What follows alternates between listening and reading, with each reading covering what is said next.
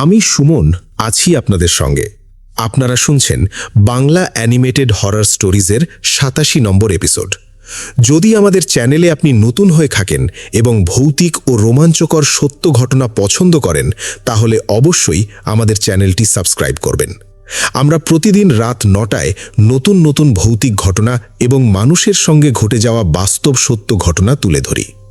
আপনার জীবনে ঘটে যাওয়া কোনো সত্য ভৌতিক ঘটনা বা আপনার শোনা সেরা ভৌতিক গল্প পাঠাতে পারেন Bangla animated horror stories @gmail.com এই ইমেলে। অবশ্যই বাংলায় লিখবেন। আপনার ঘটনা নির্বাচিত হলে আমরা সেটি আমাদের পরবর্তী এপিসোডে তুলে ধরব। প্রিয় লিসেনার্স, আজকের এই এপিসোডে একটি ঘটনা নিয়ে হাজির হয়েছি।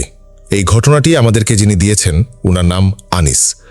উনার বাড়ি বাগেরহাট জেলার মোল্লাহাট উপজেলার উদয়পুর উত্তরকান্তি গ্রামে। উনি যে ঘটনাটি আমাদেরকে পাঠিয়েছেন, এই ঘটনাটি উনাদের এলাকার অনেক মানুষ জানেন বলে আমাদেরকে জানিয়েছেন। আপনাদের জানা বা আপনাদের সাথে ঘটে যাওয়া সত্য ভয়ের ঘটনাগুলো কিন্তু আমাদেরকে লিখে বা রেকর্ড করে horrorwithsuman@gmail.com এই ইমেল অ্যাড্রেসে ইমেল করতে পারেন। ঘটনা কেমন লাগছে তা জানিয়ে এই ভিডিওর কমেন্ট সেকশনে কমেন্ট করতে পারেন। এছাড়া আমাদের ফেসবুক পেজের গ্রুপ রয়েছে আপনাদের নামে, সেখানে গিয়েও আপনারা আপনাদের মতামত জানাতে পারেন। এই ভিডিওর লাইক বাটন প্রেস করতে ভুলবেন না। ভিডিওর লিঙ্কটাও বেশি বেশি করে শেয়ার করে দেওয়ার অনুরোধ করছি। তাহলে যারা সত্য ভয়ের ঘটনা শুনতে ভালোবাসেন, তাদের কাছে আফনানস ওয়ার্ল্ড পৌঁছাতে পারবে। তাদের জানা বা তাদের সাথে ঘটে যাওয়া সত্য ভয়ের ঘটনাগুলো আমরা কিন্তু পেতে থাকব। তাহলে আমাদের চলার পথ অনেকটা মসৃণ হবে এবং অনেকটাই দীর্ঘায়িত হবে ইনশাল্লাহ। প্রিয় লিসেনার্স, আফনানস বি ইউটিউব চ্যানেলে কিন্তু প্রতি রবিবার অমীমাংসিত রহস্যের সিজন 2 আমরা কিন্তু চালু করেছি। আর মঙ্গলবার থাকছে ফিয়ার উইথ টিউসডে। যারা আমাদের ওই চ্যানেলে এখনও সাবস্ক্রাইব করেননি, তারা দ্রুত সাবস্ক্রাইব করে ফেলুন। এই ভিডিও ডেসক্রিপশনে কিন্তু আফনানস বি ইউটিউব চ্যানেল লিঙ্কটা দেওয়া রয়েছে। চলুন ঘটনায় চলে যাই। প্রিয় লিসেনার্স, আনিস ভাই উনি যে ঘটনাটি আমাদেরকে পাঠিয়েছেন, এই ঘটনাটি ঘটেছিল ওনাদের পার্শ্ববর্তী গ্রাম আস্থাইল, যে জায়গাটা সেখানে। ওনাদের এলাকার বেশ নামকরা একটা বাড়ি, শরীফ বাড়ি। ওই শরীফ বাড়ির একটা ছেলে যার নাম হচ্ছে মোহাম্মদ আব্দুর রহমান, আর তার বন্ধু যার নাম হচ্ছে শরীফুল, তার সাথে মূলত এই ঘটনা ঘটেছিল। তো চলুন ঘটনা শুনে আসি। এই যে আব্দুর রহমান, এর পেশা হচ্ছে ছাগল গরু চড়ানো। শুনে মনে হতে পারে যে সে ছাগল গরু চড়ায়, তার আর্থিক অবস্থা কি ভালো না? বিষয়টা আসলে এরকম না। তার বাবা কিন্তু অত্যন্ত সম্মানিত একজন ব্যক্তি, আর তাদের জমি জমাও অনেক। সমস্যা কিন্তু এই আব্দুর রহমানের মধ্যে। এই ছেলেটা ছিল খুবই দুষ্ট প্রকৃতির, আর তার বাজে ধরনের একটা অভ্যাস ছিল। সে অভ্যাসটা হচ্ছে, সে যদি কোনো কারণে রেগে যেত, সামনে থাকা মানুষ হোক যেই হোক, যার উপর রাগ করবে তাকে কামড় বসিয়ে দিত। এদিকে এই ছেলের এরকম আচরণ অনেকেই তো সহ্য করত না। অনেক সময় তার বাবাকে এই বিষয়ে নালিশ করা হয়েছে, তার বাবা শাসনও করেছেন। কিন্তু এই আব্দুর রহমানের এই যে অভ্যাস বা আচরণ, এটাতে পরিবর্তন দেখা গেল না। পারিবারিকভাবে, সামাজিকভাবে অনেকভাবে তাকে শাসন করার চেষ্টা করা হয়েছে, কিন্তু কোনোভাবেই সে এই বদ অভ্যাসটা বদলাতে পারেনি। শোনা যায় সে যখন ক্লাস 3তে পড়ত, তখন স্কুলের একজন টিচার দুষ্টুমির কারণে তাকে বেত দিয়ে কয়েকটা আঘাত করেছিলেন। তারপরে এই আব্দুর রহমান রেগে গিয়ে ওই টিচারের হাতে এমন একটা কামড় বসিয়ে দিয়েছিলেন যে এক কামড়ে মাংস উঠে গিয়েছিল। এই বিষয়টা নিয়ে পরবর্তীতে স্থানীয়ভাবে বসা হয়। তখন এই আব্দুর রহমানের বাবা, উনিও খুবই লজ্জিত হন ছেলের এহেন কর্মকাণ্ডে। এরপর সিদ্ধান্ত নেওয়া হয়, গণ্যমান্য ব্যক্তিদের উপস্থিতিতে সিদ্ধান্ত নেওয়া হয় যে আব্দুর রহমানকে স্কুল থেকে টিসি দিয়ে দেওয়া হবে। আর আব্দুর রহমানের বাবাও চিন্তা করলেন, একে দিয়ে আর লেখাপড়া হবে না, ওর কাজ শেষ, ওকে দিয়ে এখন গরু ছাগল চড়ানোই লাগবে। এরপর মূলত আব্দুর রহমানের বাবা উনি কি করলেন, ছেলেকে স্কুল থেকে নিয়ে একেবারে মাঠের কাজে লাগিয়ে দিলেন। মাঠের কাজ বলতে বাড়িতে যত গরু ছাগল ছিল সেগুলো চড়ানো। সেই কাজই সে ওই ছোটবেলা থেকে শুরু করেছে।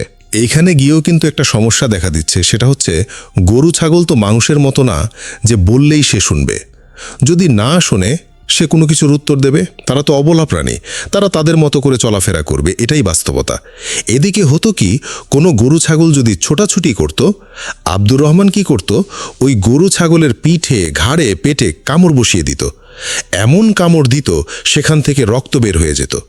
শুধু যে নিজেদের গরু ছাগলে কামড় দিত তা তো না, সে কিন্তু অন্যের গরু ছাগলেও কামড় বসিয়ে দিত। দেখা যেত যে তাদের খেতে অন্যের গরু ছাগল চলে আসছে, আব্দুর রহমান কিন্তু তার সেই বদঅভ্যাস সেটা প্রয়োগ করত। এটা নিয়েও কিন্তু অনেক বিচার সালিশ হয়েছে। এক পর্যায়ে গ্রামের লোকজন এই আব্দুর রহমানের নাম দিয়ে দেয় দাঁত কাটা রহমান। দাঁত দিয়ে কামড় দিয়ে কেটে দিত, তো এই জন্য নাম হয়ে গেছে দাঁত কাটা রহমান। আর এই দাঁত কাটা রহমান নামে মোল্লাহাট এলাকার অনেকেই নাকি এই আব্দুর রহমানকে চিনত। এখন যে ঘটনাটি বলবো আর কি, এই ঘটনাটি শুরু হয়েছিল 2012 সালের জানুয়ারি মাসের প্রথম দিকে। তখন কিন্তু প্রচণ্ড শীত। আর এই যে আব্দুর রহমান, তার কিন্তু এই বদ অভ্যেসের কারণে বন্ধু বান্ধব ছিল খুবই কম। তারপরেও তার একজন বন্ধু ছিল। এই বন্ধুটা তারই প্রতিবেশী, তার নাম হচ্ছে শরীফুল গাজী।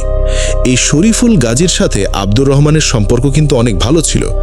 এই শরীফুলের বাবার নাম হচ্ছে মরহুম আলম গাজী। উনিও খুবই ভালো একজন মানুষ ছিলেন। কিন্তু এই যে শরীফুল এই আব্দুর রহমানের সাথে যেহেতু বন্ধুত্ব হয়েছে, এই দুইজনের কিন্তু অভ্যেসগত বেশ কিছু মিল ছিল। দুটোই ছিল খুবই দুষ্টু প্রকৃতির। এই কারণে দুজনের মিল কিন্তু খুব ভালোই হয়েছে। তো ঘটনা যে রাতে ঘটে সেই দিনটা ছিল মঙ্গলবার। প্রচণ্ড শীত পড়েছে, আর আমরা জানি শীতকালে কিন্তু খেজুর গাছ কাটা হয়। গাছ কাটা বলতে রস বের করার জন্য গাছের উপরি ভাগের একটা নির্দিষ্ট অংশ কাটা হয়। যারা গাছ কাটেন এদেরকে আমরা স্থানীয়ভাবে গাজী বলে থাকি। এই যে শরীফুল আর আব্দুর রহমান, এই দুইজন তো খুবই দুষ্টু। রাতের বেলা খেজুরের রস চুরি করে খেতে তাদের খুবই ভালো লাগে। বিভিন্ন সময় তারা এই কাজ করে। তাদের এলাকায় একজন ব্যক্তি রয়েছেন, তার নাম হচ্ছে নিজাম।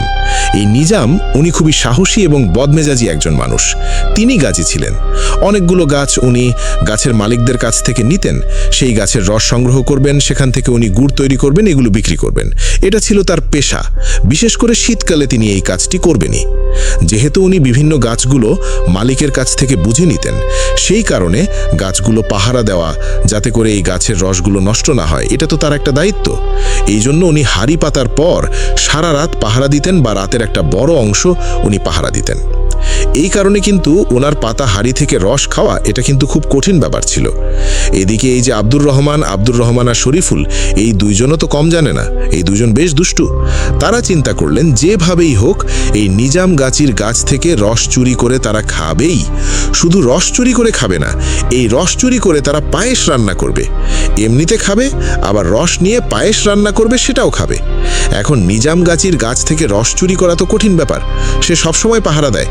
রাতের বেলা সে যেই গাছে হাড়ি বসিয়েছে সেই গাছগুলোর কাছে যায়। একবার যায় না, কয়েকবার যায়। সুতরাং একটা রেকি করতে হবে। অর্থাৎ সে কিভাবে আসা যাওয়া করে, একটা গাছের কাছ থেকে সে চলে যাওয়ার পর আবার ওই গাছের কাছে আসতে কতটুকু সময় লাগে, এই সময়ের মধ্যে তারা চুরি করবে। এই চিন্তা থেকে তারা তো এক রাতে বেরিয়েছে। অর্থাৎ যেই রাতে ঘটনা ঘটে আর কি, ওই সময় কিন্তু প্রচণ্ড কুয়াশা ছিল, যার কারণে দূর থেকে কিছু দেখা যাচ্ছে না। আর এই দুইজনের কাছে কিন্তু কোনো লাইট ছিল না। লাইট জ্বালালেই তো ওই নিজাম গাছি টের পেয়ে যাবে যেখানে লোক আছে, তখন তো হবে আরেক বিপদ। আর নিজাম গাছের যেই হাড়ি, এই হাড়ি থেকে রস চুরি করে খেতে কত লোক যে নিজাম গাছের লাঠির হাতের বেদম পিটুনি খেয়েছে তার হিসাব নাই। এই জন্য কিন্তু এই নিজাম গাছের যেই হাড়ি, এগুলোতে কেউ চুরি করতে যেত না। এই রিস্ক নিয়েই কিন্তু এই আব্দুর রহমান আর শরীফুল গিয়েছে। যেহেতু তাদের কাছে লাইট ছিল না আর কুয়াশাও ছিল, নিজাম গাছি কিন্তু বুঝতে পারছে না যে এই নিজাম গাছি ছাড়াও দূর থেকে 4টা চোখ, অর্থাৎ 2 জোড়া চোখ নিজাম গাছির উপর নজর রাখছে। নিজাম গাছির কাছে কিন্তু লাইট ছিল, আবার এক হাতে একটা হারিকেন ছিল, মানে দুটো জিনিসই ছিল। আর হাতে তো একটা লাঠি ছিলই। লাঠি মূলত দেখা যাচ্ছে যে হঠাৎ করে শেয়াল সামনে চলে আসলো, কুকুর সামনে চলে আসলো। আর রাত বিরিতে হাঁটাচলা করতে গেলে তো কত ধরনের জিনিস সামনে চলে আসতে পারে। সাপ চলে আসতে পারে, যদিও শীতকালে সাপের আনাগোনা কম থাকে, তবু আসতেই পারে। এই জন্য মূলত হাতে একটা লাঠি নিয়ে সে চলাচল করত। আর চোর যদি সামনে পেত, ধরক পিটুনি দিতে সে বিন্দুমাত্র দ্বিতীয়বার চিন্তা করত না। এদিকে তারা দেখছে যে নিজাম গাছি কোথায় যায়। তো নিজাম গাছির যে টর্চ লাইট বা হারিকেন, এটা দেখলে তো বোঝা যাচ্ছে দূর থেকে। কুয়াশার মধ্যে তো বেশ দূরত্ব পর্যন্ত দেখা যায় আলোগুলো। তো বুঝতেছে যে একটা গাছ থেকে আরেকটা গাছের কাছে যখন যায়, পুরো রাউন্ড দিয়ে আসতে তার সময় লাগে মোটামুটি 15-20 মিনিটের মতো বা আধা ঘন্টার মতো। তো বুঝতে পারলো যে এই আধা ঘন্টার মধ্যে কাজ ছাড়তে হবে। নিজাম গাছি কোন কোন জায়গায় হাড়ি পেতেছে এটা কিন্তু তারা আগে থেকেই খোঁজ খবর নিয়েছিল। তারা বুঝতে পেরেছিল এই জায়গা থেকে এখন ওই জায়গায় যাবে, ওই জায়গা থেকে ওই জায়গায় যাবে, তারপর আবার এখানে আসবে। এরকম করে বেশ খানিকক্ষণ যখন হয়ে যায় তখন তাদের মধ্যে একটা আশার আলো জেগে ওঠে। তা হচ্ছে তারা খেয়াল করে নিজামগাছি এবার আর চারদিকে বেশি একটা ঘোরাঘুরি করছে না, 2 রাউন্ড দিয়েই সে বাড়ির দিকে চলে যাচ্ছে। এই দৃশ্য দেখে আব্দুর রহমান আর শরীফুল তো বেজায় খুশি যে এবার বেশ আরামায়েশ করেই রস চুরি করা যাবে, যেহেতু সে বাড়ির দিকে চলে গেছে। তারা যখন দেখলো নিজামগাছি হাতে হারিকেন নিয়ে যাচ্ছে, মাঝে মাঝে টর্চ লাইটটাও জ্বালাচ্ছে, তারা দেখলো যে নিজামগাছি অনেক দূর চলে গেছে। এরপর তারা তাদের সেই চুরি বিদ্যার প্রয়োগ শুরু করে দিল। তারা গাছে উঠছে, তবে গাছে উঠছে কিন্তু একজন যে নিচে থাকবে আরেকজন উপরে থাকবে সেটা এরকম না। তারা কি করেছে, প্রায় 8-10টা গাছ ভাগ করে নিয়েছে, যে একজন এই 5টা 6টাই উঠবে, আরেকজন ওই 5টা 6টাই উঠবে, এরকম করে আর কি। আর তারা কিন্তু নিজামগাছিকে খুব ভালো করে চিনত। সে যে বাড়ি গেলেও ঘুমাবে না এটাও সে জানত। হয়তোবা আধা ঘন্টা পরে ব্যাক করত, এখন হয়তোবা 2 ঘন্টা পরে ব্যাক করবে। সুতরাং একদম নিশ্চিন্ত মনে যে চুরি করতে পারবে বিষয়টা এরকম না। তারপরে একটু রিলিফ তো পাওয়া গেছে। এখন কি করেছে, তারা তো রস চুরি করতে শুরু করেছে। এদিকে চারদিকে ঝিঝি পোকার ডাক তো ছিলই। ওই সময় এই আব্দুর রহমান আর শরীফুল ছাড়া আশেপাশে কেউ নেই। তারা তো দুজনের মতো করে কাজ শুরু করতে লাগলো। রসও সংগ্রহ করেছে, রস সংগ্রহ করে এক জায়গায় রেখেছে। এভাবেই কিন্তু তারা কাজ করছে। আব্দুর রহমান খেয়াল করলো সে 2টো গাছ থেকে রস সংগ্রহ করার পরও এই শরীফুল আসেনি। চিন্তা করলো কি ব্যাপার, কয়েকবার তো শরীফুলের সাথে দেখা হলো, আমি 2টো গাছ থেকে রস নামালাম, শরীফুলকে যে দেখলাম না, ঘটনাটা কি? এদিকে সে তো চিৎকার দিয়ে শরীফুলকে ডাকতেও পারছে না। সে বিভিন্ন ধরনের ইশারা ইঙ্গিত, মুখ দিয়ে বিভিন্ন ধরনের শব্দ করছে। এই শব্দগুলো কিন্তু তাদের বলা ছিল যে এরকম শব্দ একজন আরেকজনকে করবে। সেই যখন এরকম মুখ দিয়ে সাংকেতিক শব্দ করছে, এই শব্দের কোনো রিপ্লাই আসে না। একে তো প্রচণ্ড ঠান্ডা, ঘন কুয়াশা, আর এই জায়গাতে আব্দুর রহমান আর শরীফুল ছাড়া এখন আপাতত কেউই নেই। এরই মধ্যে হঠাৎ প্রচণ্ড জোরে একটা চিৎকার। চিৎকারটা ছিল শরীফুলের। শুধু একবারই চিৎকারটা শোনা গিয়েছিল, তা হচ্ছে আমাকে বাঁচাও, জাস্ট এই একবারই। এখন এই একবার শব্দ হবার পর আর তো কোনো সারা শব্দ পাওয়া যাচ্ছে না। এদিকে আব্দুর রহমান সে তো চিন্তায় পড়ে গেল যে শরীফুলের কি হলো। সেও তো ভয় পেয়েছে, নিশ্চয়ই কোনো একটা সমস্যা হয়েছে। এখন ভয় কাটিয়ে আব্দুর রহমানও 3বার বা 4বার ডাক দিয়েছে শরীফুলকে। শরীফুলের কোনো আওয়াজ পাওয়া গেল না। তখন শরীফুলকে খোঁজার জন্য সে আগানো শুরু করলো। হঠাৎ করে শক্ত কোনো কিছুর সাথে এমন জোরে একটা ধাক্কা খেয়েছে, ধাক্কা খেয়ে মাথার একপাশে আঘাত পেয়েছে আব্দুর রহমান। সে পড়ে গেল নিচে। ওঠার পর দেখতে পেল যে সে যেই জিনিসটার সাথে ধাক্কা খেয়েছে এটা একটা খেজুর গাছ হতে পারে, কারণ এখানে তো ম্যাক্সিমামই খেজুর গাছ। কিন্তু সে যে পড়ে গিয়েছে ওইখানে আশেপাশে কোনো খেজুর গাছ নাই। যতই কুয়াশা থাক কিছুটা দূরত্ব পর্যন্ত দেখা যাচ্ছে, কিন্তু সে কিসের সাথে ধাক্কা খেলো সে তো কোনো কিছু দেখতে পেল না। তখন আব্দুর রহমান আরও ভয় পেয়ে যায়। এমন সময় সে ফিল করে তার পা ধরে কেউ হ্যাচকা টান দিয়েছে, তাকে টেনে হিঁচড়ে নিয়ে যাচ্ছে। সে নিজেকে থারানোর চেষ্টা করছে কিন্তু পারছে না। ওই সময়ে আব্দুর রহমান নিজেকে যতই চেষ্টা করুক ছাড়ানোর জন্য সে তো পারছে না। এমত অবস্থায় একটা ভয়ঙ্কর গায়েবী আওয়াজ ভেসে আসে, তা হচ্ছে আব্দুর রহমান, অনেক তো মানুষকে বিরক্ত করছিস, মানুষকে, অবলা প্রাণীকে কামড়ে দিয়ে রক্ত বের করেছিস। রক্তের নোনতা স্বাদ দাঁতে লাগার পর খুব ভালো লাগে না, নেশা হয়ে গেছে। আজকে আমি এসব কিছুর শোধ উসুল করব রে। আজকে তোকে কামড়ে দিয়ে তোর রক্তের নোনতা স্বাদ কেমন তা আমি বুঝবো। এই কথা বলার পরপর নাকি আব্দুর রহমান ফিল করে তার ঘাড়ের এখানে কে যেন ভয়ঙ্করভাবে কামড়ে দিয়েছে। মনে হচ্ছিল খুবই সুচালো দাঁত, অনেকগুলো দাঁত দিয়ে কামড়ে দিয়েছে তার ঘাড়ের উপরে। এমন জোরে এক চিৎকার দিয়েছে আব্দুর রহমান। আব্দুর রহমান অসহায় হয়ে গেছে, ওখানে আর কেউ নাই। আর এরপর আবার কি হয়, আব্দুর রহমান ফিল করে যে সে শূন্যে উঠে যাচ্ছে। তাকে শূন্যে তুলে ফেলে, শূন্যে তোলার পর আবার নিচে ছুঁড়ে মারে, আবার শূন্যে তোলে, শূন্যে তোলার পর আবার নিচে ছুঁড়ে মারে। এভাবে 2বার ছুঁড়েছে। আব্দুর রহমানের শরীরে আর জোর নাই, চিৎকার যে দেবে এই শক্তিটাও তার শরীর থেকে হারিয়ে গেছে। এর মধ্যে ঘটে একটা ঘটনা। এই যে 3বার ডাক দিয়েছিল শরীফুলকে, তারপর চিৎকার দিয়েছিল, অনেক দূর থেকে আবার এই যে নিজামগাছি উনি এই শব্দটা শুনেছিলেন। উনি চিন্তা করলেন যে কি ব্যাপার, ওদিকে শব্দ আসে কোত্থেকে। উনি আবার বাড়ি থেকে হাঁটা ধরেছিলেন। উনার বাড়ি খুব বেশি দূরে তা না, আবার অনেকেই তো রস চুরি করতে আসে, ডাকাডাকি করে। এরকম করে হয়তো বা কেউ এসে নিজেরা নিজেদের মধ্যে ডাকাডাকি করছে, আবার কেউ বিপদে পড়ল কিনা ওই চিন্তা থেকেও নিজামগাছি বের হয়ে আসেন। উনি যখন কাছাকাছি চলে আসেন, এসে দেখেন যে এই যে আব্দুর রহমান তার অবস্থা খুবই খারাপ। তার ঘাড়ের কাছে খুব ভয়ঙ্করভাবে কে যেন কামড়ে দিয়েছে, গল গল করে রক্ত পড়ছে, সে কাতরাচ্ছে, কোনো কথা বলতে পারছে না। এখন এই যে আব্দুর রহমান তার যে এই অবস্থা হলো, এই অবস্থা দেখে যে নিজামগাছি সে নিজেও ভয় পেয়ে যায়। এই কারণে ভয় পায় যে আব্দুর রহমানের এই অবস্থা হয়েছে, আর এখানে তো সবগুলা খেজুর গাছের দায়িত্ব নিয়েছে হচ্ছে এই নিজামগাছি।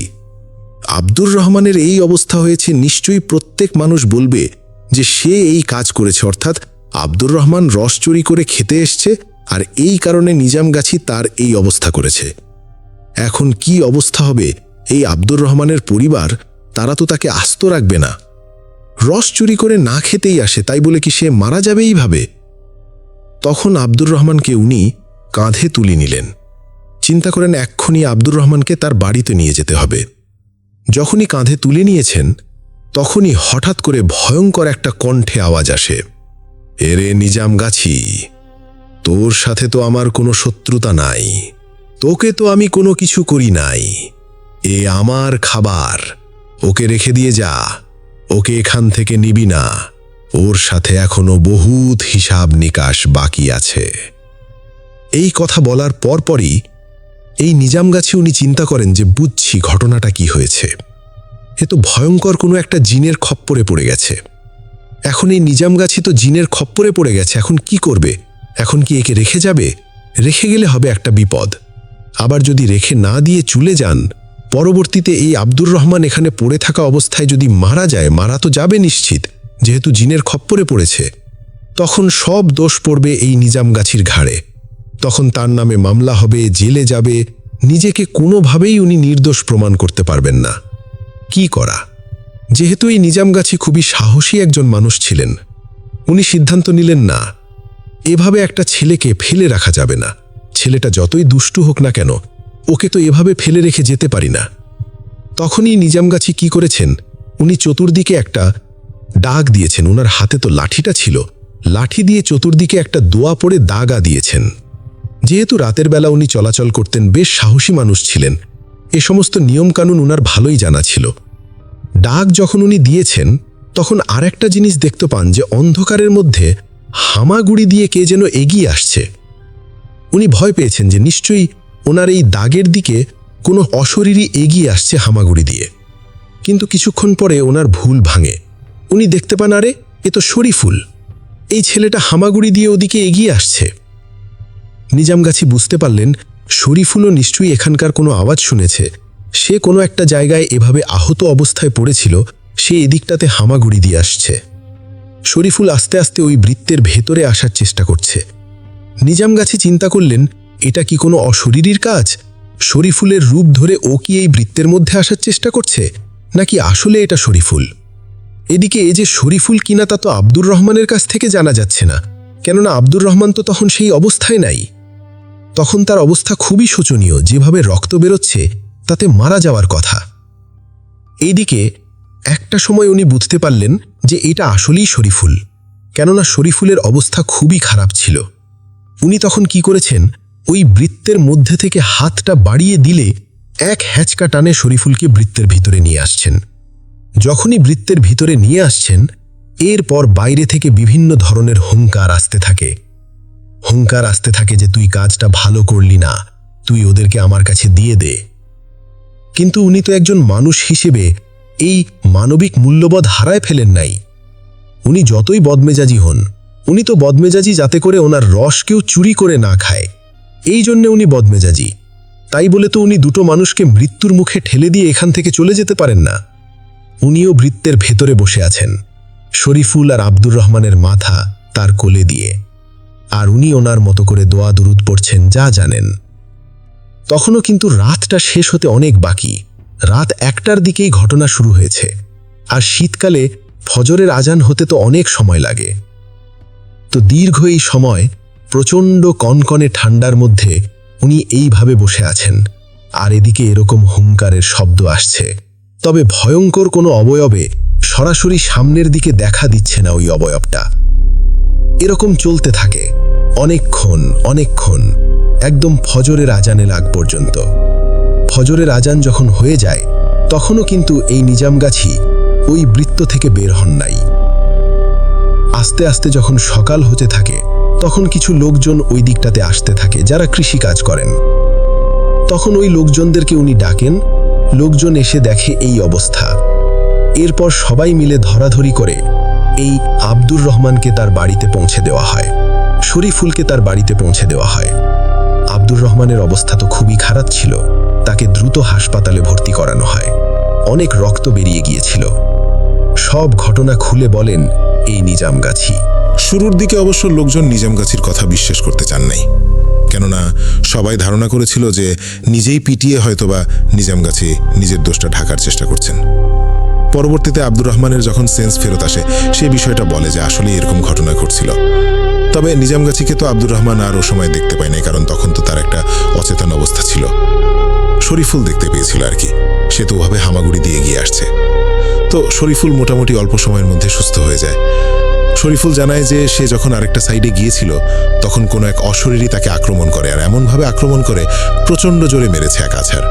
এই কারণে তার অবস্থা খারাপ হয়ে যায়। একবারই সে চিৎকার দিতে পেরেছিল। এরপর সে যখন এই দিকটাতে শব্দ শুনেছে, সেই শব্দ ধরে হামাগুড়ি দিয়ে আগানো শুরু করেছে। আর পিশাচটা তখন তো এই আব্দুর রহমানের দিকে আর নিজামগাছির সাথে কথা বলছে, এই কারণে সে ওই সাইড থেকে আস্তে আস্তে আগাতে পেরেছে। পরবর্তীতে একজন হুজুরের কাছে যখন নিয়ে যাওয়া হয়, হুজুর জানান এই যে আব্দুর রহমান, সে যে এই জায়গায় বেজায়গায় কামড়াকামড়ি করে বেড়ায়, হুটহাট করে বিভিন্ন জনকে কামড়ায়, বিভিন্ন গরু ছাগলকে কামড়ায়, কোনো এক সন্ধ্যার পর নাকি একটা ছোট্ট সুন্দর বাচ্চা গরুকে সে কামড়ে দিয়েছিল, লেজে কামড় দিয়েছিল। মূলত এই বাচ্চা গরুটা ছিল হচ্ছে ওই রাতের ওই ভয়ঙ্কর জিনের সন্তান। সে ওই গরুর বেশে রাতের বেলা খেলাধুলা করছিল, আর কোনো কারণ ছাড়াই আব্দুর রহমান ওই গরুর লেজে কামড়ে দিয়েছিল। এটা তার বদভ্যাস হয়ে গিয়েছিল। এটার প্রতিশোধ নেবার জন্যই মূলত নাকি ওই অবয়বটা এসেছিল। ওই অবয়বটা এটাও বলেছিল যে বহুদিন সে তাকে ছিল কবে আব্দুর রহমানকে পাওয়া যায়। ওই রাতে আব্দুর রহমানকে সে পেয়ে যায়, যার কারণে সে প্রতিশোধ নেবার চেষ্টা করেছে। কিছুটা প্রতিশোধ সে নিতে পেরেছে। তার ইচ্ছা ছিল আব্দুর রহমানকে একদম জানে মেরে ফেলা এবং তাকে খেয়ে ফেলা, যেহেতু তার সন্তানকে সে রক্তাক্ত করেছে। এটা তার একটা ক্ষোভ ছিল, কিন্তু সে পারেনি এই নিজামগাছির কারণে। আল্লাহর অশেষ রহমত, ও সময় নিজামগাছি চলে আসছে, এই কারণে তার উদ্দেশ্যটা সফল হয়নি। তো এরপর যেটা হয় সেটা আসলে আমাদের মধ্যে একটা আশা জাগায়। এতদিন অর্থাৎ সেই ছোটবেলা থেকে এই আব্দুর রহমানের যে বদভ্যাসটা ছিল, আব্দুর রহমান এই বদভ্যাস থেকে নিজেকে পুরোপুরিভাবে আল্লাহর রহমতে মুক্ত করতে পারেন। এই ঘটনার পর থেকে সে একদম পুরোপুরি স্বাভাবিক হয়ে যায়। তার আচার আচরণে অনেক পরিবর্তন চলে আসে। আগে সেই দুষ্টুমি শেয়ার করে না। এই যে শরীফুল, যে সেও আগের মতো আর দুষ্টু থাকে না, তারা একদম স্বাভাবিক হয়ে যায় আর কি। আব্দুর রহমানের যে দাঁত কাটা রহমান নামে হয়ে গিয়েছিল, এই দাঁত কাটা রহমান নামে এখনও যদিও বা অনেক মানুষ চেনেন, তবে এখন যে কাউকে সে কামড়ে দেবে এই অবস্থা নেই। সেই অবস্থা থেকে আল্লাহর রহমতে পুরোপুরি মুক্ত হয়ে গেছেন। ছোটবেলা থেকে অনেক শাসন করেও যে কাজটি হয়নি, এই ঘটনার মাধ্যমে সেই কাজটি হয়ে গেছে। কোনো কোনো ঘটনা মানুষকে পরিবর্তন করে দেয়, কোনো কোনো ঘটনা মানুষের পুরো জীবনের একটা মোড় ঘুরিয়ে দেয়। আব্দুর রহমানের ক্ষেত্রেও আর শরীফুলের ক্ষেত্রেও একই রকমের ঘটনা ঘটেছিল। তো এটাই ছিল ঘটনা। প্রিয় লিসনার্স, আসলে ভয়ের ঘটনা নিঃসন্দেহে মারাত্মক হয়ে থাকে। যাদের সাথে ঘটে তাদের বেলায় তো এটা আরও ভয়ঙ্কর। আমরা শুনলেই তো ভয়ে আমরা কেঁপে উঠি। যাদের সাথে ঘটে তাদের কেমন অনুভূতি হতে পারে। কোনো কোনো ভয়ের ঘটনা মানুষের জীবনকে শেষ করে দেয়। কোনো কোনো ভয়ের ঘটনা মানুষের জীবনের মোড়কে পরিবর্তন করে দেয়। এমনটাই ছিল এই ঘটনা। ধন্যবাদ জানাচ্ছি আমাদেরকে যিনি ঘটনা পাঠিয়েছেন, আনিস ভাইকে। আশা করি আপনার কাছ থেকে আরও অনেক অনেক ঘটনা ইনশাল্লাহ পাবো। এই ঘটনাটি আমাদেরকে যিনি পাঠিয়েছেন তার নাম আবুল কালাম। ওনার বাড়ি রংপুর জেলার মিঠাপুকুর উপজেলার 1 নং রূপসী পূর্বপাড়া গ্রামে। যে ঘটনাটি উনি আমাদেরকে পাঠিয়েছেন, এই ঘটনাটি উনি ওনার ক্লাস ফ্রেন্ডের কাছ থেকে সংগ্রহ করেছেন। আর ওনার ক্লাস ফ্রেন্ডের নিজের দাদার বাবার সাথে ঘটনাটি ঘটেছিল এখন থেকে প্রায় 70 বছর আগে। অনেক আগের ঘটনা। তো এক্স্যাক্ট সাল আসলে উনি বলতে পারেননি, অনুমান করেন আর কি 70 বছর আগে ঘটনাটি ঘটেছিল। ঘটনাটি মূলত একটি বট গাছকে কেন্দ্র করে। বট গাছটি ব্রিটিশ সরকারের সময়, এটি কোনো একটা সময় হয়েছিল বলে অনুমান করা হয়। অনেক পুরনো বট গাছ, রাস্তার এক সাইডে নির্জন একটা স্থানে এই বট গাছের অবস্থান। অনেকে অনেক কথাই নাকি বলতো ওই বট গাছটার সম্পর্কে। অনেক লোক কিনা ওই বট গাছের ডালে সাদা শাড়ি পরা একটা বৃদ্ধা মহিলাকে পা ঝুলিয়ে বসে থাকতে দেখত। মাথায় ঘোমটা দিয়ে বসে থাকত। তার মুখটা ভালো করে দেখা যেত না, এক ধরনের গোঁ গোঁ শব্দ করত। এটা নাকি অনেক লোক দেখেছেন। তবে অনেক লোক দেখেছেন বলতে সেটাও আরো বহু বছর আগে। এই বটগাছটা পার হয়ে আবার একটি কবরস্থান ছিল, যেখানে সন্ধ্যার পর খুবই নির্জন আর ভুতুরে পরিবেশ একটা তৈরি হতো আর কি। সেখানে অনেক লোক ভয় পেয়েছে। তো বন্ধুর দাদার বাবার নাম হচ্ছে সোহরাব মিয়া। তো ওনারা ওই সময় খুবই গরিব পরিবারের আসলে মানুষ ছিলেন। তো দাদারা ছিলেন হচ্ছে ওই বন্ধুর দাদারা ছিলেন 3 ভাই। তো 3 ভাই 1 বোন। বোনের বিয়ে হয়ে গেছে। তো তাদের গ্রাম থেকে অন্য একটি গ্রামে মূলত বিয়ে হয়েছে। গ্রামের নাম হচ্ছে মণ্ডলপুর। সোহরাব মিয়া কাজকর্ম বলতে কিছু জমি ছিল, কৃষি কাজ করতেন, পাশাপাশি গরু ছাগল পালন করতেন, আর ওনার গরুর গাড়িও ছিল। তবে সেই গরুর গাড়িতে যে যাত্রী টানতেন বিষয়টা এরকম না, নিজের প্রয়োজনে ব্যবহার করতেন আর কি। ওই গরু দিয়ে উনি মাঠে হাল চাষও করতেন।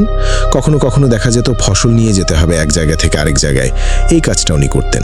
কিন্তু ওভাবে যাত্রী টানতেন না, কারণ ওনার তো এটা পেশা ছিল না। কৃষি কাজ করা, গরু ছাগল পালা, এটা ওনার পেশা ছিল বলতে হবে আর কি। একদিন উনি ঠিক করলেন ওনার মেয়ের বাড়িতে বেড়াতে যাবেন।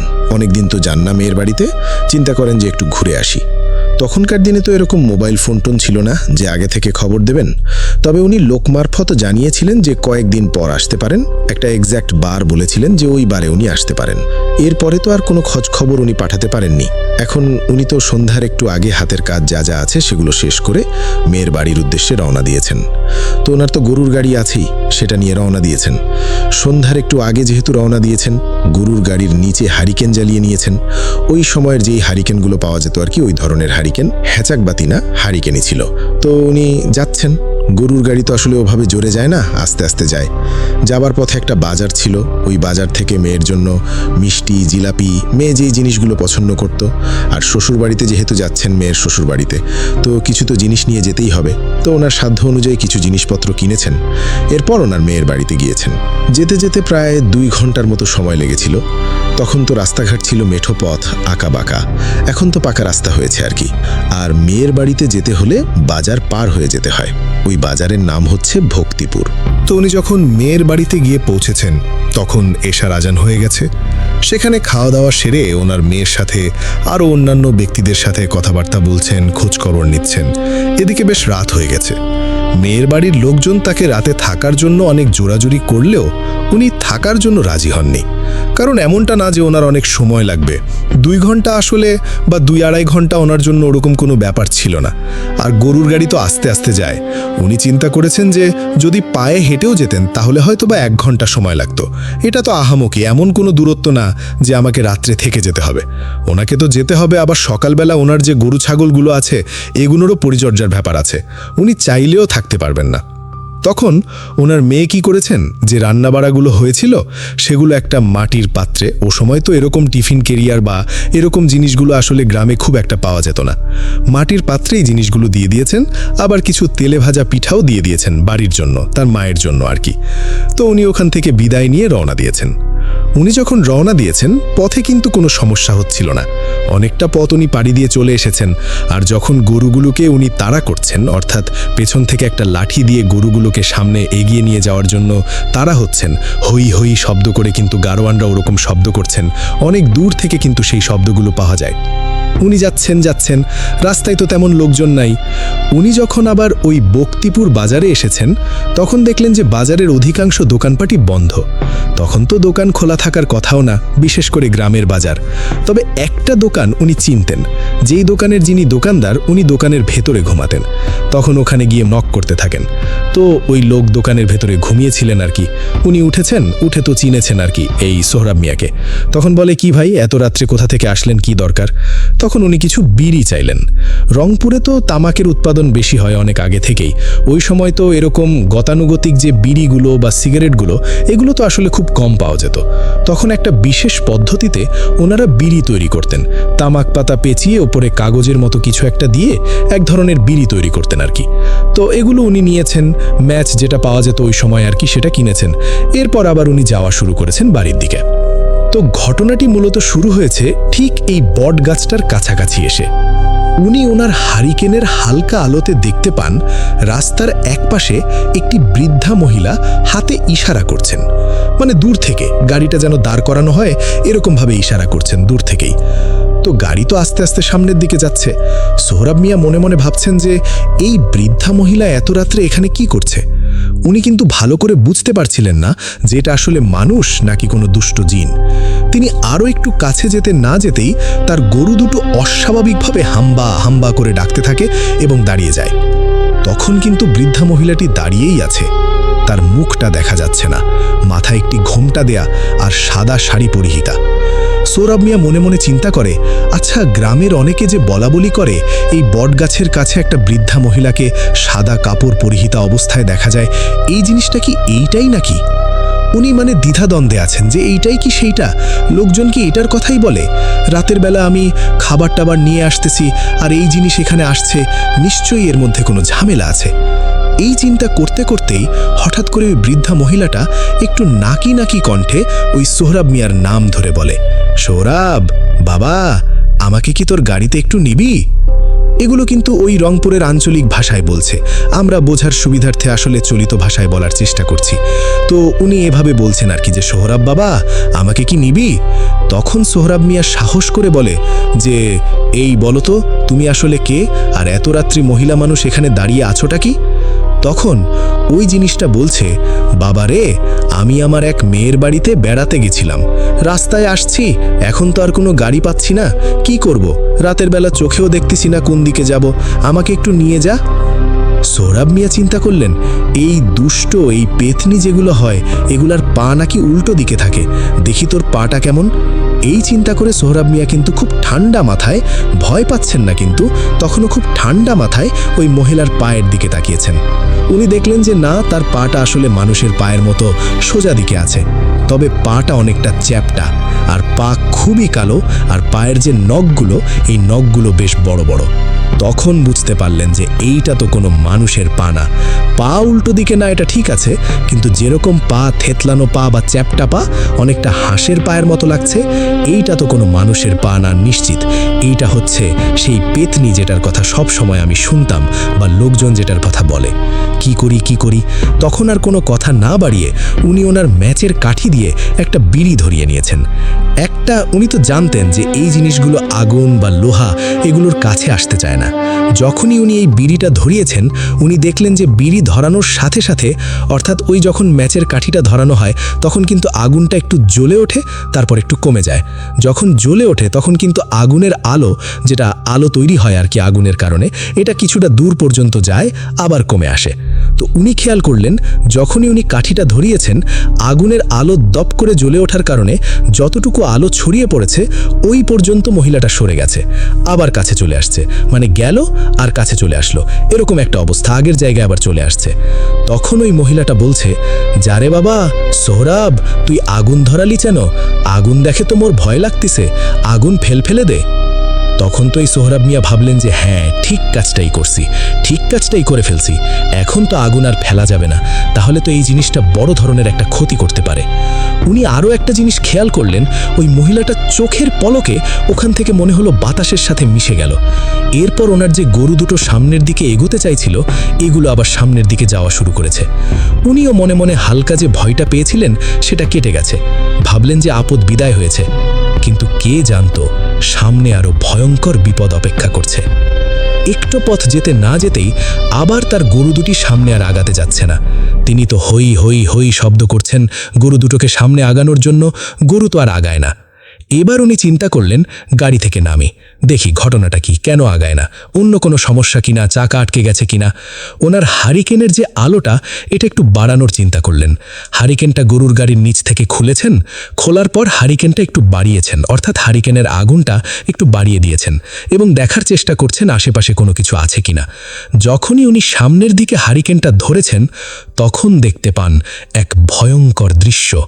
তিনি দেখতে পান একদম কুচকুচে কালো একটা মহিলা, তার উচ্চতা 9 কি 10 ফুট, চুলগুলো উস্কো খুস্কো, আর এই চুলগুলো মনে হচ্ছে সাপের মতো নড়াচড়া করছে, আর এর জিভটাও অনেকটাই বেরিয়ে এসেছে, আর তার চোখ দুটো হতে মনে হচ্ছে লাল কোনো আলোক রশ্মি নির্গত হচ্ছে। এই জিনিসটা দেখে তো সোহরাব মিয়া মারাত্মক ভয় পেলেন, কেননা উনি তো শুধু মানুষের মুখে শুনেছেন যে সাদা কাপড় পরিহিত একটা বৃদ্ধাকে দেখা যায়, মাথায় ঘোমটা দেয়া, চেহারা দেখা যায় না।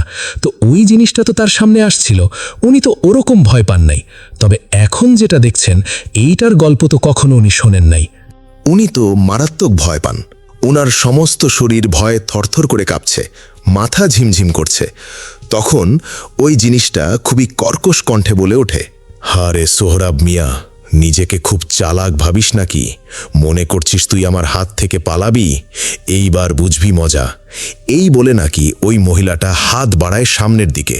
সোহরাব মিয়া দেখেন হাতটা মনে হচ্ছে লম্বা হয়ে ওনার দিকে এগিয়ে আসছে। তখন সোহরাব মিয়া কি করেছেন? উল্টো দিকে ঘুরে দিয়েছেন দৌড়। উনি চিন্তা করলেন যে দৌড় তো দিলাম, মনে হয় এবারের যাত্রায় বেঁচে যাব। কিন্তু উনি সামান্য একটু আগাতেই মনে হলো সাপের মতো কিছু একটা ওনার কাঁধের উপরে খপ করে ধরে ফেলেছে। এমনভাবে চেপে ধরেছে মনে হচ্ছে প্রত্যেকটা নখের সামনে খুবই চোখা ধারালোভাবে ওই জিনিসটা পালিশ করা। ওনার কাঁধের মধ্যে মনে হচ্ছে ওই নখগুলো ঢুকে যাচ্ছে, ওই পেতনির নখগুলো মনে হচ্ছে ঢুকে যাচ্ছে। এরপর ঘাড়ের উপরে থপাস করে একটা চড় উনি অনুভব করেন। এরপর উনি নিচে পড়ে যান। নিচে যখন পড়ে গিয়েছেন, প্রথমে উপুর হয়ে পড়েছেন, এরপর উনি চিত হয়ে শুয়েছেন যে কি আসে সামনে। তখন দেখেন ধপাস করে ওনার বুকের উপর ওই জিনিসটা লাফ দিয়ে উঠে বসে পড়েছে। মনে হলো একটা পর্বত ওনার বুকের উপর উঠিয়ে দেওয়া হয়েছে। এরপর ওনার কোনো সেন্স ছিল না, উনি অজ্ঞান হয়ে যান। এর পরদিন সকালবেলা ওই গ্রামের লোকজন একটি ফসলের মাঠে ওনাকে পড়ে থাকতে দেখেন। আর লোকজন ভয়ঙ্কর একটা দৃশ্য দেখেছিলেন। এই দৃশ্য দেখার পরই মূলত গারোয়ানকে তারা খুঁজতে থাকেন। লোকজন দেখেছিলেন এই যে গরুর গাড়িতে যেই দুটো গরু ছিল, এই গরু দুটোকে খুব নৃশংসভাবে কেউ মেরে ফেলেছে। এই দুটো গরুরই বুক চিরে মনে হচ্ছে কলিজা একদম খেয়ে ফেলেছে। এছাড়া অন্য কোনো অঙ্গ প্রত্যঙ্গের কোনো ক্ষতি করেনি। তখন ওরা চিন্তা করলেন এ তো কোনো স্বাভাবিক মানুষের কাজ না, কোনো হিংস্র প্রাণীরও কাজ না, এখানে তো কোনো হিংস্র প্রাণীও নাই। নিশ্চয়ই এটা ওই বট গাছের ওই পেতনিটা, এটার কাজ হতে পারে। কারণ ওই সময় কিন্তু এই সোহরাব মিয়া বট গাছ থেকে কিছুটা পথ সামনের দিকে এগিয়েছিলেন। তখন লোকজন চিন্তা করেন এই গারোয়ান কোথায়, তাকে খুঁজতে হবে। তখন তারা খুঁজতে খুঁজতে একটা মাঠের মধ্যে তাকে পড়ে থাকতে দেখেন। তখন তাকে দেখে তো ওনারা চিনেছেন, আরে এ তো সোহরাব মিয়া। লোকজন তাকে বাড়িতে পৌঁছে দেয়। একদিন পর তার জ্ঞান ফেরে। জ্ঞান ফেরার পর উনি তো সব কথা খুলে বলেন যে এই যে ঘটনা ঘটছে, আর ওনার দুটো গরু, যেই দুটো গরু দিয়ে উনি হাল চাষ করতেন, এই দুটো গরুর এই করুণ পরিণতির কথা শুনে উনি খুব মনে কষ্ট পান। মোটামুটি 7-8 ঘন্টা উনি স্বাভাবিক ছিলেন। এরপর থেকে ওনার আচরণের মধ্যে এক ধরনের অস্বাভাবিকতা লক্ষ্য করা যেত। তো এরকম কর্মকাণ্ড দেখে বাড়ির লোকজন একজন কবিরাজের কাছে নিয়ে যায়। কবিরাজ পানি পড়া দেয়, তাবিজ দেয়, আরও কিছু পদ্ধতিতে ট্রিটমেন্ট করে সে তার মতো করে। তো কিন্তু সমস্যার সমাধান আর হয় না। এই সোহরাব মিয়া ঘরের এক কোণে বসে থাকে, বিড়বিড় করে কি যেন বলে। আবার দেখা যাচ্ছে যে সে চিৎকার করে বলে ওঠে, এই আমারে নিয়ে যাবে রে, ওই কালো মহিলাটা আমাকে নিয়ে যাবে, কেউ আমাকে বাঁচাতে পারবে না, ও আসতেছে, ও আসতেছে। এরকম করে সে চিৎকার চেঁচামেচি করত। আরেকটা ঘটনা ঘটত, সেটা হচ্ছে এই সোহরাব মিয়ার বাড়িতে কোনো অপরিচিত লোক যদি আসতো, রান্নাঘর থেকে বটি নিয়ে তাকে ধাওয়া করত। আবার দেখা যেত যে 4-5 জনের খাবার উনি একাই খেয়ে ফেলতেন। এরকম ঝামেলা তো বাড়িতে চলছে। একদিন তার গ্রামের এক পরিচিত লোক ভালো ইমানদার এক হুজুরের সন্ধান দেন। আর ওই হুজুরের বাড়ি ছিল এই মিঠাপুকুর উপজেলার কুমোরগঞ্জ নামক জায়গায়। সেখানে তাকে নিয়ে যাওয়া হয়। যখন নিয়ে যাওয়া হয় তখন কিন্তু এই সোহরাব মিয়া স্বাভাবিকই ছিলেন। ওখানে নিয়ে যাওয়ার পর সেই হুজুর সোহরাব মিয়ার মুখ থেকে সব ঘটনা শোনেন। এরপর হুজুর রুকিয়া শুরু করেন। এরকম ছটফটানির কারণে সোহরাব মিয়ার শরীরেও যন্ত্রণা হচ্ছে, উনিও চিৎকার চেঁচামেচি করছেন। হুজুর সবাইকে আশ্বস্ত করেন যে আপনারা উদ্বিগ্ন হবেন না, একটু অপেক্ষা করেন, কিছু সময়ের মধ্যে ইনশাল্লাহ ঠিক হয়ে যাবে। সত্যি কয়েক মিনিটের মধ্যে এটা স্বাভাবিক হয়ে যায়। সোহরাব মিয়াকে তখন কিন্তু কেউ আটকাতে পারেনি। হুজুরও বলেছিলেন যে কেউ আটকানোর চেষ্টা করবেন না, কয়েক মিনিটের মধ্যে সোহরাব মিয়া শান্ত হয়ে যাবে। তখন ওই হুজুর কি করেছেন, লাল জাতীয় কিছু দিয়ে একটা বৃত্ত এঁকেছেন। এটা সম্ভবত সিঁদুর বা অন্য কোনো কিছু হতে পারে বলে অনুমান করেন আর কি। এর মধ্যে সোহরাব মিয়াকে এনে বসানো হয়। সোহরাব মিয়া বসেছেন। এরপর হুজুর দোয়া পড়ে ফুঁ দিচ্ছেন। কিছু সময় পর মনে হলো একটা বাতাস, মৃদু একটা বাতাস ওখানে আসলো। এসে ওর আশপাশ দিয়ে ঘোরাফেরা করছে বাতাসটা, সবার শরীরে টাচ করছে। এরপর মনে হলো এই বাতাসটা এসে সোহরাব মিয়ার শরীরে এসে লাগলো। তখন সোহরাব মিয়ার শরীরে একটা ঝাঁকি দিল, শরীরটা ঝাঁকুনি দিয়ে উঠায়। আর তার পরপরই সোহরাব মিয়ার চোখ যখন খুলেছে, মনে হচ্ছে সোহরাব মিয়ার চোখ দুটো অনেক বড় বড় হয়ে গেছে, আর শরীরে যত রক্ত আছে সব এসে মনে হয় চোখের উপরে জমা হয়েছে।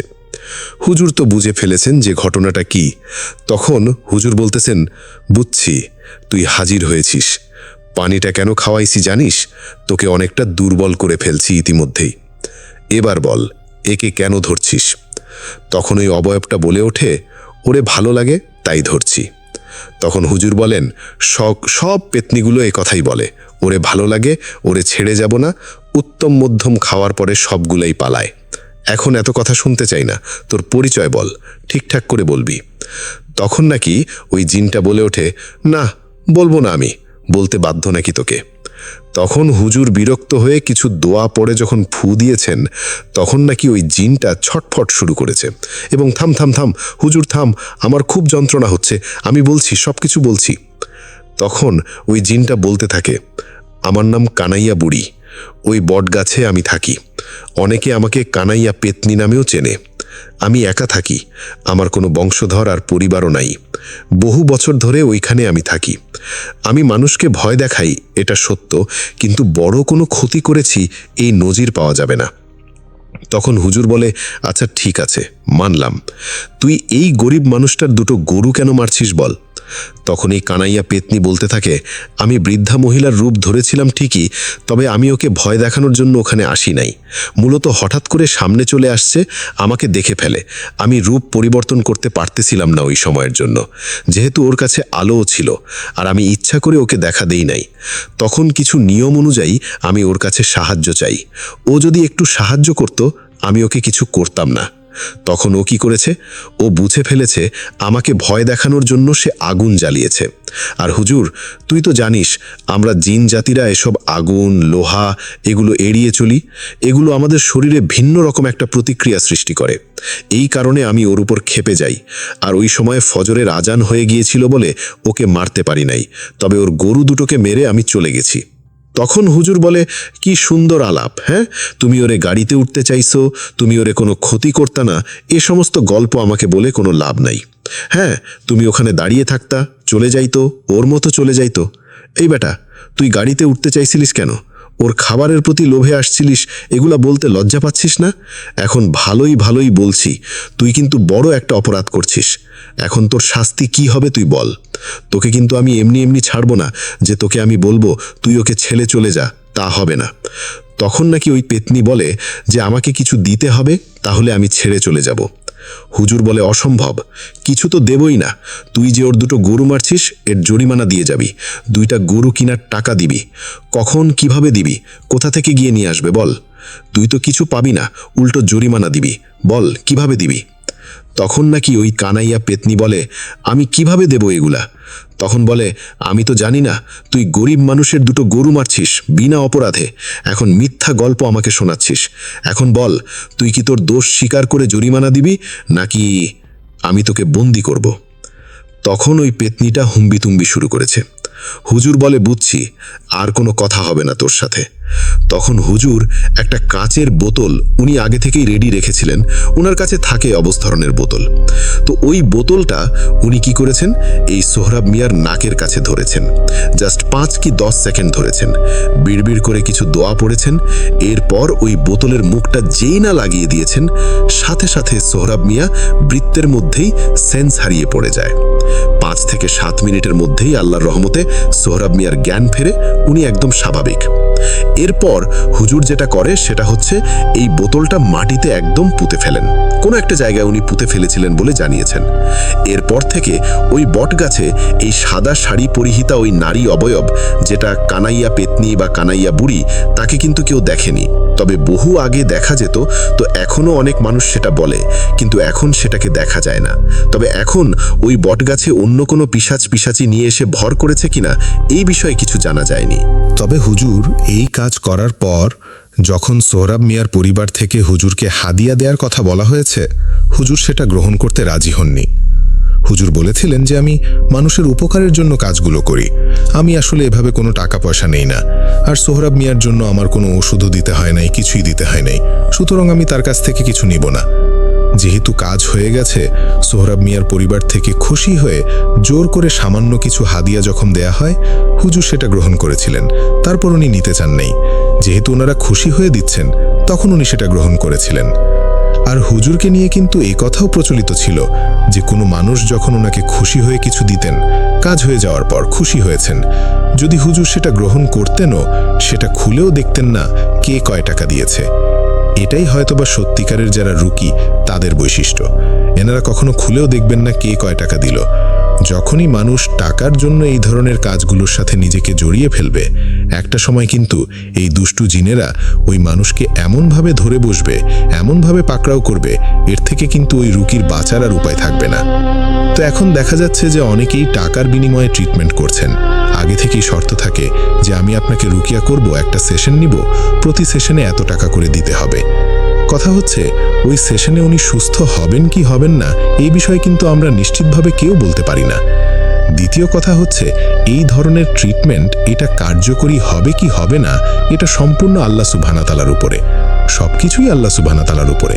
তবে এই জিনিস আরও বেশি, কারণ এগুলো কিন্তু স্বাভাবিক কোনো চিকিৎসা নয়, এটা রুহানি চিকিৎসা। এটা যেই দোয়া পড়ে মানুষকে ফু দেয়া হচ্ছে, এটা আল্লাহর কালাম। আমি কখনোই বলতে পারবো না যে আমি আপনাকে এরকম একটা চিকিৎসা করে দিব, আমাকে এত টাকা দিতে হবে। যখন কাজ হয়ে যাবে উনি খুশি হয়ে কিছু দিলে সেটা গ্রহণ করা যাবে, এটা আমরা হাদিস দ্বারাও প্রমাণ পাই। কিন্তু পূর্ব থেকে যদি আমি চুক্তি করে নেই তাহলে কিভাবে কাজটা হবে? আল্লাহ তো প্রথমেই এখানে অখুশি হয়ে গেলেন, প্রথমেই তো এই ধরনের কাজ করতে গিয়ে শয়তানকে খুশি করে ফেলেছি আমরা, তাহলে কিভাবে কাজটা হবে? এখন দেখা যাচ্ছে যে আমরা অনেক সেশন করি রুকিয়ার, অনেকের কাছে যাই, কাজ আর হয় না। কাজ না হওয়ার পিছনে এটাও একটা কারণ, আবার কাজ না হওয়ার পিছনে আরেকটা কারণ রয়েছে। যখন কোনো কারণে কাজ হয়েই যায় বা দেখা যাচ্ছে যে কোনো রুগী আমাদের বাড়িতে এসেছেন কষ্ট করে, আমাদের মাথায় কিন্তু এই বিবেচনাটাও থাকে না যে একটা মানুষ আসলো এত কষ্ট করে এত দূর থেকে, তার গাড়ি ভাড়া লাগতে পারে, উনি কষ্ট করে আসলেন, শ্রম দিলেন, তাকে খুশি হয়ে কিছু একটা দেয়ার দরকার, উনি নিতে না চাইলেও। এই বিবেকবোধটাও কিন্তু আমাদের মধ্যে থেকে হারিয়ে গেছে, যার কারণে দেখা যাচ্ছে যে অনেক রুগী ওনারা আসলে আগ্রহী হন না, ওনারা এই কাজ ছেড়ে দিয়ে ওনারা অন্য কোনো কাজে যুক্ত হয়ে গেছেন। কেননা এইভাবে যখন কোনো একটা কাজ করা হয় তাদের নিজের উপর, নিজের পরিবারের উপরও বিভিন্ন ধরনের চাপ সৃষ্টি হয়। তারপর দেখা যাচ্ছে এখন যে যুগ, এখন তো মানুষ দেখা যাচ্ছে কৃষিকাজ ওভাবে করে না, অনেকেই শহর এলাকায় থাকেন, তাদের পরিবার নিয়ে চলতেও কষ্ট হয়। একটা রোগী দেখতে গেলে সারাদিন চলে যায়, তাহলে উনি অন্য কোনো কাজ যেহেতু করছেন না, তাহলে ওনার চলবে কিভাবে? তো আমাদের কিন্তু এই বোধটা ওভাবে কাজ করে না, যার কারণে অনেকে কিন্তু চুক্তি করে নিচ্ছেন। চুক্তি করে নেয়ার কারণে হচ্ছে কি, কাজও হচ্ছে না, টাকাও যাচ্ছে। আবার আমরা যেহেতু আমাদের বিবেকবোধ হারিয়ে ফেলেছি অনেকটাই, যার কারণে রুগীরাও, সত্যিকারের রুগীরাও আসলে এই ধরনের কাজে আর উৎসাহিত হচ্ছেন না, ওনারা অন্য প্রফেশনে চলে যাচ্ছেন, এটাকে প্রফেশন হিসেবেও নিচ্ছেন না। এটা প্রফেশন হিসেবে নেয়ার কোনো সুযোগও নাই যদিও বা, একজন উপকার করতে গেলে তো সেখানে সময় যাচ্ছে, অন্য কাজে শ্রম দিলেও তো পরিবারকে নিয়ে উনি স্বাচ্ছন্দ্যে চলতে পারতেন, এই জন্য অন্য কাজে শ্রম দিচ্ছেন। যারা সত্যিকার অর্থে রুকিয়া জানেন, সেই লেভেলের আধ্যাত্মিক এলেম তাদের আছেন, তারা আসলে মানুষের সামনে তাদের এলেমটা প্রকাশই করতে চান না। খুব প্রয়োজন হলে কোনো মানুষকে ওনারা চিকিৎসা করেন। এছাড়া কিন্তু এই ফেসবুকে বিজ্ঞাপন দিয়ে, বিভিন্ন রিলস বানিয়ে, বিভিন্ন পেজে বিজ্ঞাপন দিয়ে তারা কিন্তু এভাবে রুগী নিয়ে আসেন না, ওনারা আসলে সত্যিকারের রুগী। তো আমাদের উচিত হবে এই ধরনের রুগী যারা, তাদেরকে খুঁজে বের করা। তাদেরকে যদি আমরা পাই, আল্লাহর রহমতে ইনশাআল্লাহ আমাদের সমস্যা দূরীভূত হবে। আল্লাহ যদি চান, আল্লাহ আমাদেরকে বুঝার তৌফিক দান করুন।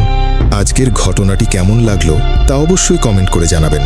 যদি ঘটনাটি ভালো লেগে থাকে তাহলে একটি লাইক দিয়ে আমাদের উৎসাহিত করুন, এবং এখনও সাবস্ক্রাইব না করে থাকলে অবশ্যই বাংলা অ্যানিমেটেড হরর স্টোরিজ চ্যানেলটি সাবস্ক্রাইব করে পাশে থাকা বেল আইকনটি অন করে রাখুন, যাতে প্রতিদিন রাত 9টায় নতুন ভৌতিক এবং বাস্তব সত্য ঘটনার নোটিফিকেশন সবার আগে পেয়ে যান।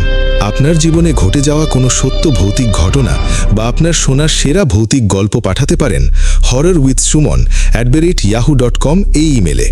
আপনার ঘটনা নির্বাচিত হলে আমরা সেটি আমাদের পরবর্তী এপিসোডে তুলে ধরব। আজ এ পর্যন্তই। আমি সুমন, আবারও দেখা হবে নতুন একটি ভৌতিক এবং রোমাঞ্চকর সত্য ঘটনা নিয়ে। সবাই ভালো থাকুন। আল্লাহ হাফেজ।